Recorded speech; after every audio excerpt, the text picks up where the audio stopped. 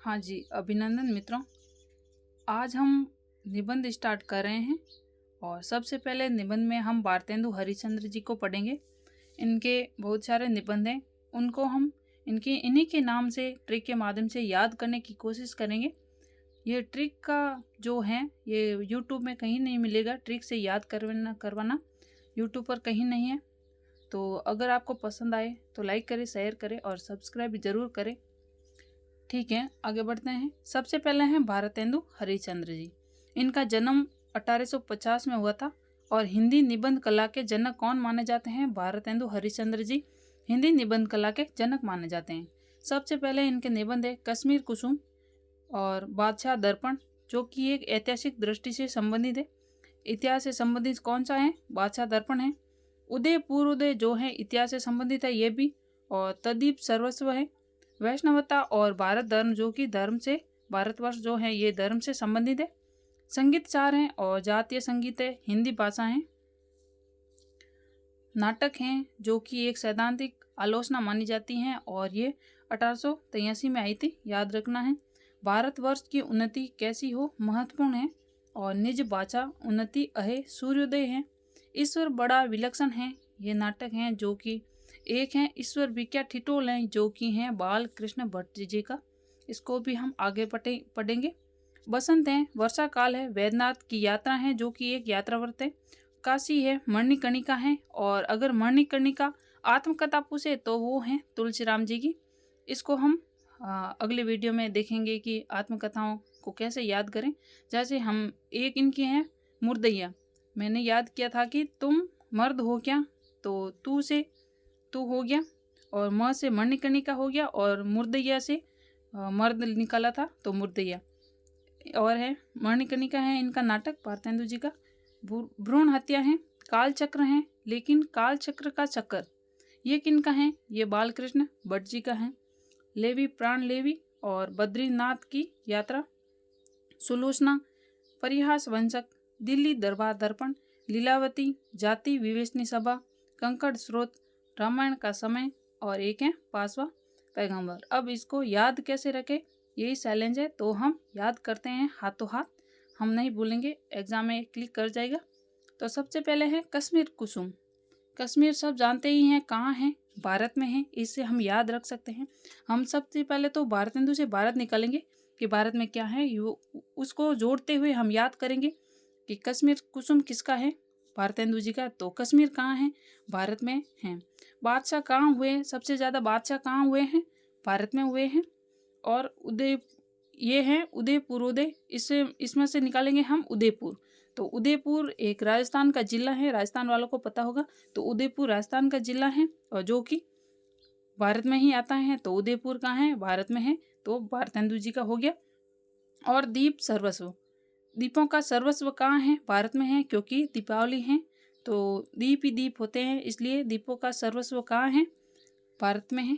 तो तदीय सर्वस्व। अब है वैष्णवता और भारतवर्ष, जो कि धर्म संबंधित है। और वैष्णवता यानी वैष्णव सबसे ज़्यादा कहाँ है? भारत में है, क्योंकि विष्णु भगवान के मानने वाले हैं। तो वैष्णव कहाँ है? भारत में है। संगीत चार, संगीत कहाँ सुनते हैं हम? रहते हैं भारत में, तो संगीत का सार भारत में हो गया। और भारत में आए दिन जातीय को लेकर दंगे होते रहते हैं, उसे याद रख सकते हैं कि जातीय संगीत भी कहाँ है? भारत में है। तो भारतेंदु हो गया। हिंदी भाषा, हिंदी भाषा हमारी भारत में है, हम हिंदी भाषी हैं, तो भारत में हो गया हिंदी भाषी। जैसे हमारे भारत की हिंदी भाषा क्या है? राजभाषा है, जिससे हम याद रख सकते हैं कि हिंदी भाषा किनका है? भारतेंदु का है, क्योंकि हिंदी भाषा कहाँ प्रयोग होती है? भारत में प्रयोग होती है। अब है नाटक। भारत में लोग क्या करते हैं? नाटक करते रहते हैं, उससे याद रख सकते हैं कि नाटक कौन करता है? भारत में लोग करते हैं नाटक। और भारतवर्ष से हम याद रख सकते हैं कि भारत का है, तो भारतवर्ष की उन्नति कैसी हो, हम ही भारत के लोग ही चाहेंगे कि हमारे देश की क्या हो? उन्नति हो। निज भाषा उन्नति अहे, हम हमेशा यही चाहेंगे कि हमारे जो भारत की हिंदी भाषा है उसकी क्या हो? उन्नति हो। तो निज भाषा यानी हमारी भाषा वो हो गई हिंदी, और हिंदी की उन्नति हम ही करेंगे। तो हम कहाँ पर रहते हैं? भारत में। इससे याद हो जाएगा कि निज भाषा उन्नति है। भारतेंदु हरिश्चंद्र का निबंध है। अब है सूर्योदय। सूर्योदय, सूर्य उदय कहाँ होता है? जहाँ हम रहते हैं वहाँ होता है। तो हम कहाँ रहते हैं? भारत में। तो सूर्योदय किनका है? भारतेंदु जी का है। ईश्वर बड़ा विलक्षण है। ईश्वर बड़ा विलक्षणकारी कहाँ है? भारत में है। लेकिन ईश्वर भी क्या ठिठोल है? ये बाल कृष्ण भट्ट का है। तो ईश्वर जी ठिठोल कब करते हैं? जब वे छोटे थे, यानी बाल कृष्ण जी छोटे थे तब वे ठिठोल करते थे, इसे याद रख सकते हैं। बसंत कहाँ आता है? भारत में क्या आता है? बसंत आता है। वर्षा काल कहाँ होता है? भारत में होता है। और वैद्यनाथ जो मंदिर है वो कहाँ पर है? तो याद रखना है कि भारत में है। काशी कहाँ है? भारत में है। अब है मणिकर्णिका, इसको याद रखना है। तो मणिकर्णिका कौन थी? झांसी की रानी लक्ष्मीबाई थी। कौन थी मणिकर्णिका? झांसी की रानी लक्ष्मीबाई। उससे याद रख सकते हैं कि वो झांसी की रानी थी। तो झांसी कहाँ है? भारत में है। तो मणिकर्णिका कहाँ हुआ? भारत में। भ्रूण हत्या, भारत में क्या है? भ्रूण हत्या पाप माना जाता है और भ्रूण हत्या निषेध है। तो भ्रूण हत्या भारतेंदु भारत। काल चक्र, भारत जो है काल के साथ साथ चलता है। काल के पहिए के साथ साथ हम भारतवासी चलते हैं। जैसे हम विकसित हो रहे हैं उसी प्रकार काल चक्र के साथ साथ भारतवासी चलते हैं। और काल चक्र का चक्कर कौन लगा सकता है? जो बाल कृष्ण थे वो काल चक्र का भी चक्कर लगा देते थे, बाल कृष्ण या फिर बालक कृष्ण। लेवी प्राण लेवी, अगर हम भारत में कोई प्राण ले ले तो क्या होगा? लेवी प्राण लेवी, उसको प्राण लेने नहीं देंगे क्योंकि हमारा कानून बना हुआ है। अब है बद्रीनाथ की यात्रा। तो बद्रीनाथ भी कहाँ है? भारत में। मणिकर्णिका कहाँ है? भारत में। काशी कहाँ है? भारत में। और भ्रूण हत्या की रोक कहाँ है? भारत में। ये इस प्रकार से याद रखेंगे, याद हो जाएंगे। और अब है सुलोचना, यानी सुंदर आँखों वाली, कहाँ रहती हैं? भारत में रहती है। सुंदर आँखों वाली भारत में रहती हैं। परिहास वंशक, परिहास का मतलब होता है हंसी टिटोल करने वाला, परिहास। और वंशक यानी ठगने वाला, लेकिन भारत में परिहास वंशक नहीं है, यानी हंसी टिटोल करने वाला और ठगने वाला धोखेबाज भारत में नहीं है। दिल्ली दरबार दर्पण, दिल्ली का दरबार कहाँ लगता है? तो हमें पता है कि दिल्ली कहाँ है? भारत में है। तो दिल्ली दरबार दर्पण कहाँ? भारत में। एक है लीलावती, एक है जाति विवेचनी सभा, यानी हमारे यहाँ अगर दंगे होते हैं तो जातियों को लेकर ही होते हैं। तो विवेचनी इसका अर्थ होता है विचार विमर्श। जाति का विचार विमर्श कौन करेंगे? सभा लोग करेंगे। तो कहाँ करेंगे? भारत में करेंगे। एक है कंकड़ स्रोत और एक है रामायण का समय। रामायण का समय, रामायण कहाँ लिखी गई थी? भारत में लिखी गई थी। तो रामायण का समय से याद रखेंगे, ये भारतेंदु जी की है। 5वां पैगंबर, हम भारत में ये जान लेते हैं कि 5वां पैगंबर हमारे यहाँ भारत में पैदा हुआ। तो 5वां पैगंबर हो गया भारतेंदु जी का निबंध। अब मुझे लगता है कि ये सब हमें याद हो गए हैं भारतेंदु हरिश्चंद्र जी के। एक बार वापस देखते हैं। कश्मीर कुसुम भारत में। बादशाह का दर्पण, बादशाह कहाँ हुए? भारत में। उदयपुर कहाँ है? राजस्थान। तो फिर भारत। और दीपों का सर्वस्व कहाँ है? भारत में। वैष्णव कहाँ रहते हैं? भारत में। संगीत सुनते हैं, जाति हैं, हिंदी भाषा है, नाटक हैं, भारतवर्ष की उन्नति कैसी हो, ये सब भारतेंदु जी के निबंध है, याद रखना है। जैसे भ्रूण हत्या पर रोक है, काल चक्र है, मणिकर्णिका है, वैद्यनाथ की यात्रा और बद्रीनाथ की यात्रा, जो कि इन दोनों ये क्या है? इन दोनों ये यात्रा व्रत हैं। अब आगे हैं बाल कृष्ण भट्ट। इनका जन्म कब हुआ वो देखते हैं। सबसे पहले इनका जन्म है 1845 और 44 दोनों माने जाते हैं, और एग्जाम में आए तो क्लिक कर लेना है कि 44 और 45। भारतेंदु जी का जन्म क्या था? 1850। और ये कैसे है? वस्तु व्यंजक निबंधकार कौन है? बाल कृष्ण जी हैं। अब सबसे पहले है सूर्योदय निबंध, जो कि बहुत ही महत्वपूर्ण निबंध है इनका। इसी के आधार पर डॉक्टर बसंत सिंह ने इन्हें क्या कहा है? गद्य काव्य का आदि आचार्य किसे कहा है? बाल कृष्ण जी को गद्य काव्य का आदि आचार्य कहा है। किसने कहा? बसंत सिंह ने। किसको? बाल कृष्ण जी को। सबसे पहला इनका निबंध है सूर्योदय। सली सो सली, ईश्वर भी क्या ठिठोल है, एक तरह का जुनून, बाल विवाह, खटका और कृषकों की दुर्व्यवस्था। आगे हैं साहित्य जन समूह के हृदय का विकास, मेला ठेला, वकील है, इंग्लिश पढ़े तो बाबू होए। संसार महानाटकशाला, रोटी तो किसी भांति कमा खाए मुचंदर, माता का स्नेह, काल चक्र का चक्कर, प्रतिभा और शब्द की आकर्षण शक्ति, और साहित्य का सभ्यता से घनिष्ठ संबंध, आत्मनिर्भरता, कल्पना, माता का स्नेह, वो 2 बार आ गया है, एक अनोखा स्वप्न, और माधुर्य, आशा, आत्मगौरव और रुचि है, और पीछे मत फेंके, शिक्षावृत्ति है, स्त्रियां और इनकी शिक्षा है, हमारे नए सुशिक्षितों में परिवर्तन है, और एक है प्रेम में बाग का सैलानी। अब इसको याद कैसे रखें, इतने सारे निबंध हैं, तो चलो इनके नाम से जोड़कर याद करते हैं, जरूर याद होंगे। अगर एक बार याद ना हो तो दूसरी बार भी 2 की स्पीड में देख लें, जरूर याद होंगे। चंद्रोदय, जब बाल कृष्ण का जन्म हुआ, हम इसमें से लेंगे, या तो हम बाल कृष्ण लेंगे या फिर हम बालक लेंगे। तो ठीक है, सबसे पहले चंद्रोदय है, तो बाल कृष्ण का जन्म हुआ, तब क्या हुआ, चंद्र का उदय हुआ।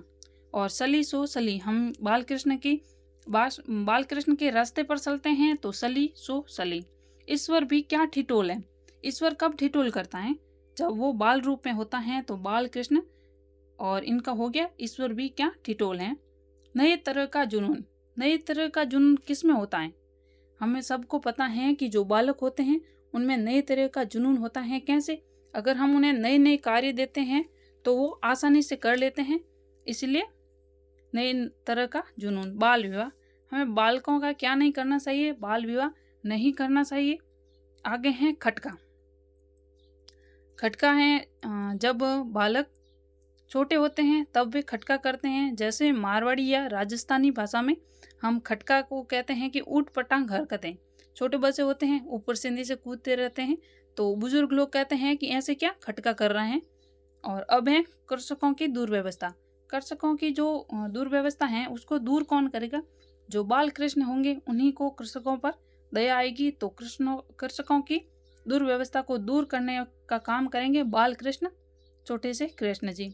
और अब है साहित्य जन समूह के हृदय का विकास, इसको याद कैसे रखें, इसमें से लेंगे हम जन समूह के हृदय, यानी जन समूह के हृदय में कौन रहता है, बाल कृष्ण जी रहते हैं, सभी के मन में कृष्ण भगवान जी रहते हैं। तो साहित्य जन समूह के हृदय में कौन, बाल कृष्ण जी रहते हैं।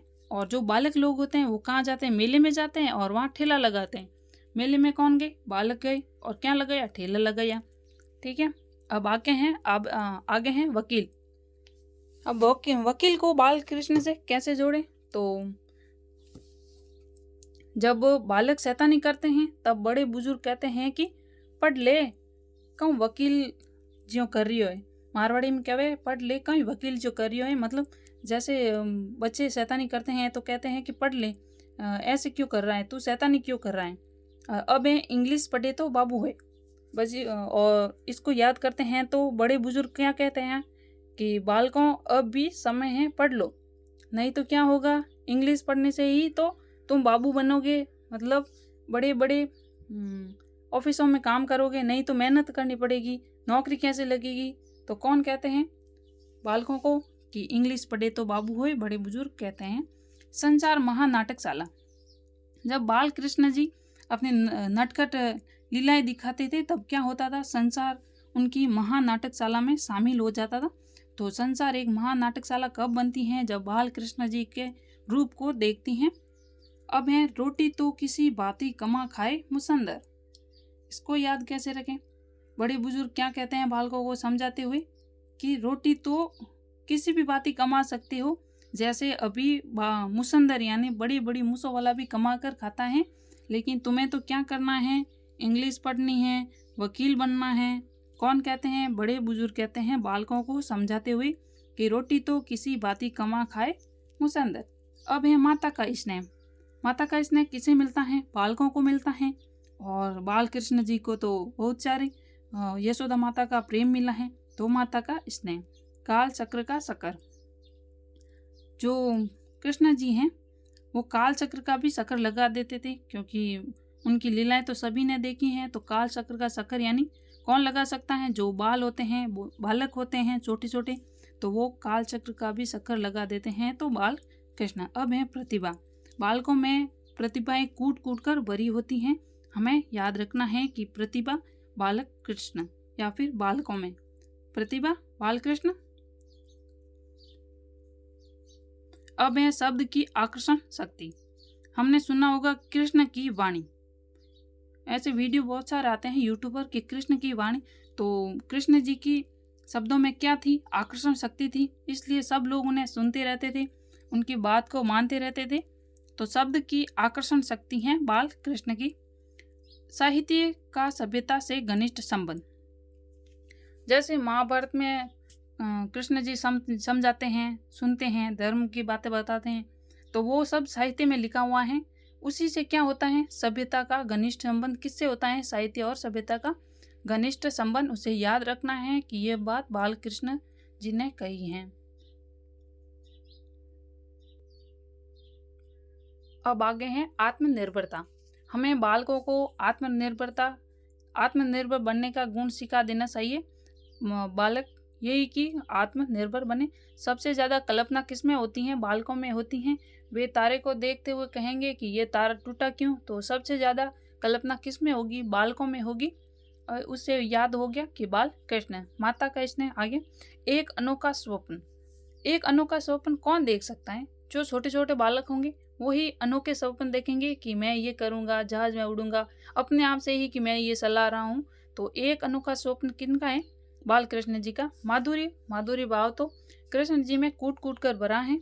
उनकी गोपियाँ जो कि उनकी बड़ी भक्त थी और उनकी बांसुरी को सुनती रहती थी, तो माधुरी भाव बाल कृष्ण में। आशा, छोटे बालकों में आशाएं होती हैं कि मैं बड़े होकर ये बनूंगा, तो आशाएं किन में होंगी? बालकों में होगी, तो बाल कृष्ण जी का है आशा। आत्मगौरव, खुद पर विश्वास रखना चाहिए। खुद पर अगर कोई बालक है वो खुद से कोई काम कर लेता है, जैसे पहली बार उसने शर्ट पहनी है तो वो कितना खुश होगा, आत्मगौरव की बात होगी उसके लिए, यानी बालकों के लिए।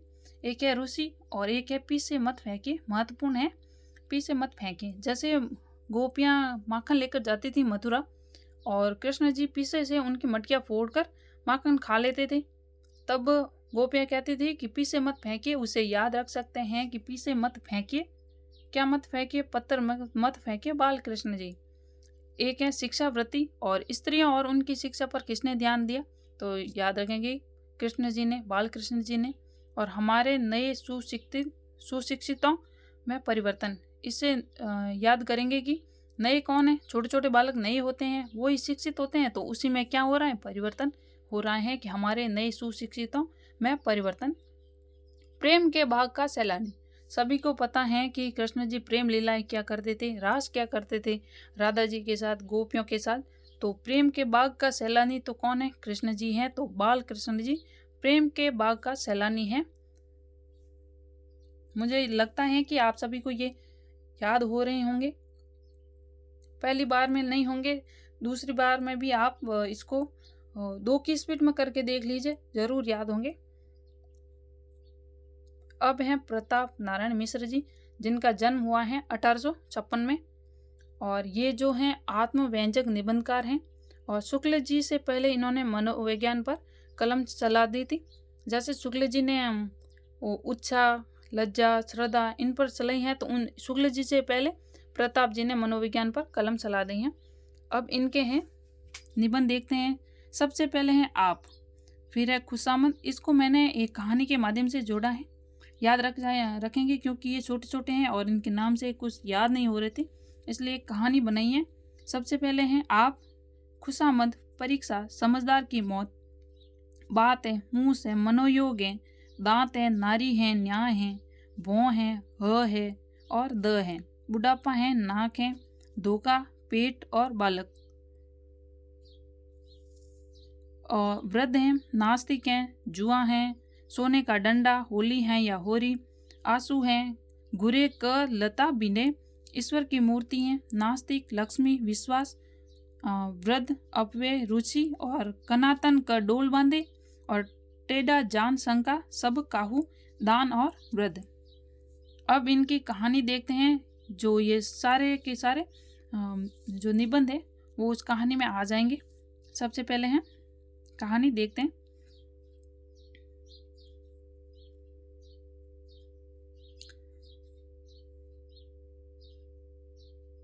हाँ जी, कहानी पढ़ते हैं। प्रताप जी, जो इनका नाम हो गया प्रताप नारायण मिश्र जी। और तो प्रताप जी अपने निबंध में कहते हैं कि आप घर की नारी यानी लक्ष्मी पर विश्वास रखें, उनकी बात बात पर खुशामद करें, क्योंकि वो धोखा नहीं देगी, और अपनी ह और द में हद में रहें। मनोयोग से उनकी परीक्षा लेकर न्याय करें, लेकिन कनातन क डोल बांधे, टेढ़ा जान शंका सब काहू, घुरे क लता बीने जैसे बेतुके प्रश्न नहीं पूछने हैं। और वृद्ध व्यक्ति जो होता है वो अपने बुढ़ापे में क्या नहीं करता, अपव्यय नहीं करता है, बल्कि वह सोने का डंडा दान में देता है। और वो नास्तिक नहीं होता, क्योंकि उसके पास ईश्वर की मूर्ति है। इसलिए समझदार की मौत नहीं होती, क्योंकि वह अपने दांत, भौं, मूस, पेट, आंसू व नाक का ध्यान रखता है। और बालकों को जुआ से दूर रखकर होली है या होरी, ये है निबंध है, होली में रुचि उत्पन्न करे। ये प्रताप जी के निबंध है। एक बार वापस देखते हैं इनकी कहानी क्या है। प्रताप जी ने अपने निबंध में कहते हैं कि आप अपने नारी यानी लक्ष्मी पर विश्वास रखें, उनकी बात बात पर खुशामद करें, क्योंकि वह धोखा नहीं देगी, और अपने हद में रहे। मनोयोग से परीक्षा लेकर न्याय करे, लेकिन कनातन कर डोले बांधे, और टेढ़ा जान शंका सब काहू, घुरे क लता बीने जैसे बेतुके प्रश्न न करे। वृद्ध व्यक्ति अपने बुढ़ापे में अपव्यय नहीं करता, बल्कि सोने का डंडा तो दान में देता है। वो नास्तिक नहीं है, क्योंकि उसके पास ईश्वर की मूर्ति है। इसलिए समझदार की मौत नहीं होती, क्योंकि वह अपने दांत, भौं, मुंह, पेट, आंसू व नाक पर ध्यान देता है। बालकों को जुआ से दूर रखना है, और होली में रुचि उत्पन्न करनी है बालकों की। ये सब प्रताप नारायण जी के निबंध होंगे। ये कहानी पढ़नी है, बार बार याद रहेगी। अब हैं बद्री नारायण चौधरी प्रेमगंज जी। इनका जन्म हुआ है 1855 में। याद रखना है, शुक्ल जी ने बद्री नारायण प्रेमगंज को क्या कहा है? पेंसिले मजमून बांधने के प्रेमी। कौन है? प्रेमगंज है। और इनके निबंध है नेशनल कांग्रेस की दुर्दशा, भारतीय प्रजा के दुख की दुहाई और डिठाई पर गवर्नमेंट की कड़ाई, बनारस का बुढ़वा मंगल, दिल्ली दरबार में मित्र मंडली के यार, और दिल्ली दरबार दर्पण हमने पीछे पढ़ा था, ये भारतेंदु जी का है। अब इसको याद कैसे रखें? जैसे मैं याद करवा रही हूँ उसके कोई अन्यथा न ले, सिर्फ याद करवाने के लिए है। तो सबसे पहले है नेशनल कांग्रेस की दुर्दशा। तो नेशनल कांग्रेस की दुर्दशा कैसे हुई थी? जब उसमें बंदर ही बंदर भर गए थे, तो नेशनल कांग्रेस की दुर्दशा हुई थी। भारतीय प्रजा का दुख की दुआई। जैसे भारतीय प्रजा को दुख कब हुआ? जब बंदर उन्हें दुआई देने लगे। जब भारतीय प्रजा को दुख हुआ कब हुआ?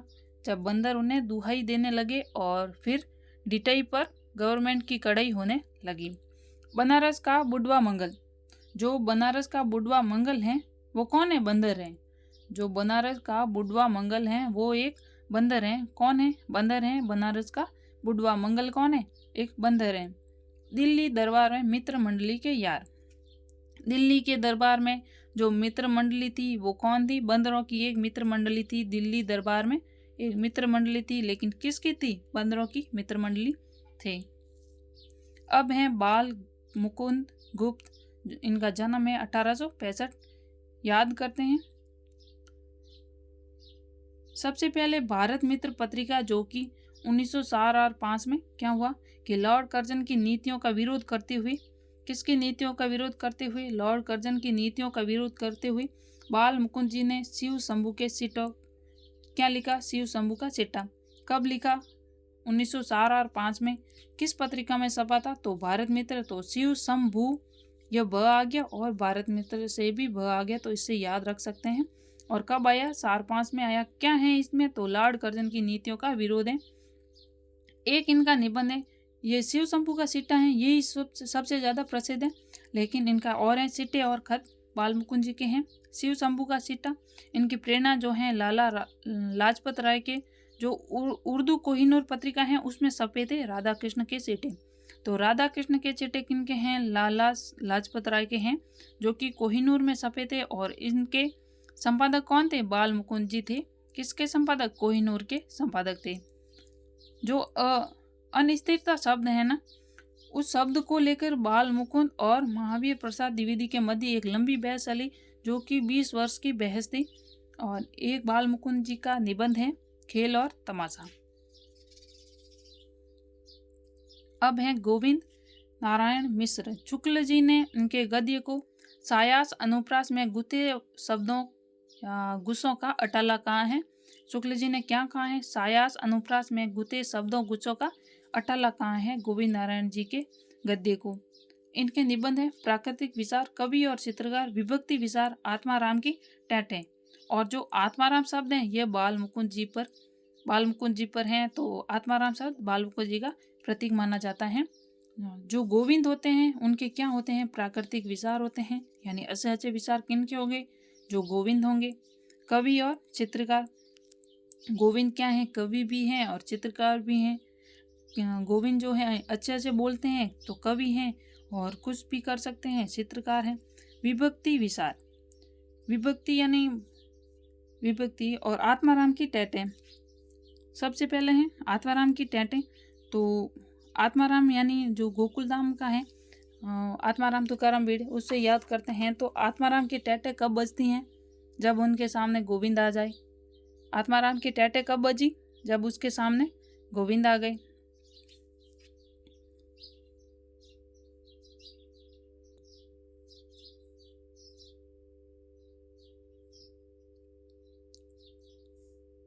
अब है सरदार अध्यापक पूर्ण सिंह। हिंदी में मात्र निबंध ही लिखकर अमर हो गए थे सरदार अध्यापक पूर्ण सिंह, लेकिन डॉक्टर बसंत सिंह ने कहा है कि इनके 8 निबंध हैं। और जो सरदार अध्यापक पूर्ण सिंह हैं ये स्वामी रामनाथ तीर्थ से विशेष प्रभावित है। किससे? स्वामी रामनाथ तीर्थ से। और पश्चिम के भाववादी दार्शनिक का प्रभाव भी था। पश्चिम के भाववादी दार्शनिक का प्रभाव किन पर था? अध्यापक पूर्ण सिंह पर था। अब इनके से निबंध है महत्वपूर्ण है, सभी के सभी एग्जाम में पूछे जाते हैं बार बार। अब है सच्ची वीरता। इसको याद कैसे रखें? पहले एक बार इनके निबंध पढ़ लेते हैं। सच्ची वीरता है, कन्यादान है, कन्यादान को नैनों की गंगा भी कहते हैं।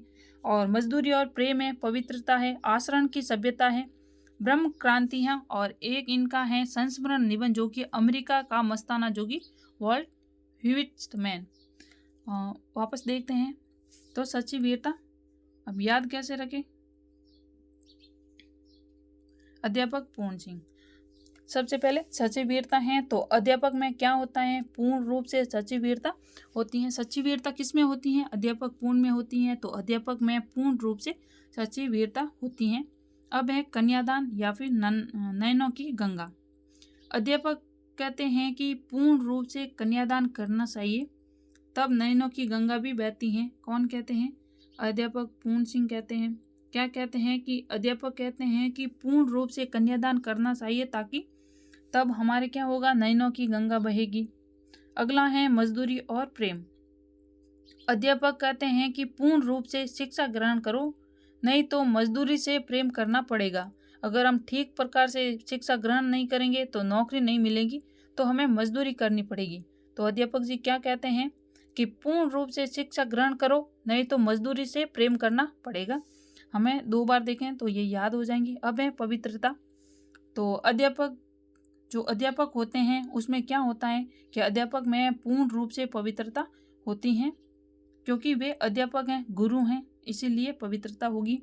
अध्यापक पूर्ण सिंह आगे हैं, इनका है आचरण की सभ्यता। अध्यापक पूर्ण सिंह में क्या होता है कि आचरण अच्छा होता है, इसलिए आचरण की सभ्यता किस में होती है? अध्यापक में होती है। और अच्छा आचरण कौन सिखाता है? तो अध्यापक सिखाते हैं। उससे याद रखना है कि आचरण की सभ्यता यानी अध्यापक सिखाएंगे, तो आचरण की सभ्यता अध्यापक पूर्ण सिंह। अब है ब्रह्म क्रांति। अध्यापक पूर्ण रूप से क्या करते हैं? ब्रह्म क्रांति करवाते हैं, अच्छी अच्छी बातें बताते हैं, ब्रह्म क्रांति करवाते हैं। अब अगला है इनका मस्ताना जोगी। अध्यापक क्या होते हैं? तो याद रखेंगे तो अध्यापक पूर्ण रूप से क्या होते हैं? वो मस्ताने होते हैं, अपनी धुन में धुने होते हैं, बच्चों को अच्छी तरीके से पढ़ाते हैं और मस्त रहते हैं। मस्ताना जोगी अध्यापक पूर्ण सिंह। अब हैं चंद्रधर शर्मा गुलेरी, इनका जन्म हुआ 1883 में। इनका है पुरानी हिंदी जो कि 1921 में आया। कछुआ धर्म है मोरेसी मोही कुंठाव। काशी है जय जमुना मैया जी। विक्रम उर्वशी की मूल कथा, गोबर गणेश संहिता, अमंगल के स्थान पर मंगल शब्द।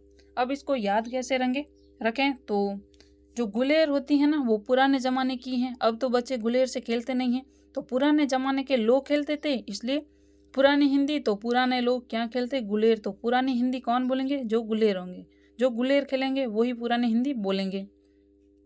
आगे है कछुआ धर्म। कछुआ भी क्या करता है, गुलेर खेलता है। धीरे धीरे ही खेले लेकिन कछुआ क्या करता है, गुलेर खेलता है। मोरेसी मोही कुंटाव,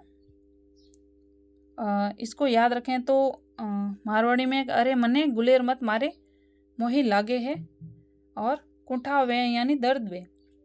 मारवाड़ी में कहते हैं कि अरे मने गुलेर लागे मत मार, और कौन वे, दर्द वे। तो मारे सी यानी अरे मुझे गुलेर मत मारो क्या होता है, अरे मुझे गुलेर मत मारो, अरे मोही कुठाव यानी मुझे दर्द होता है।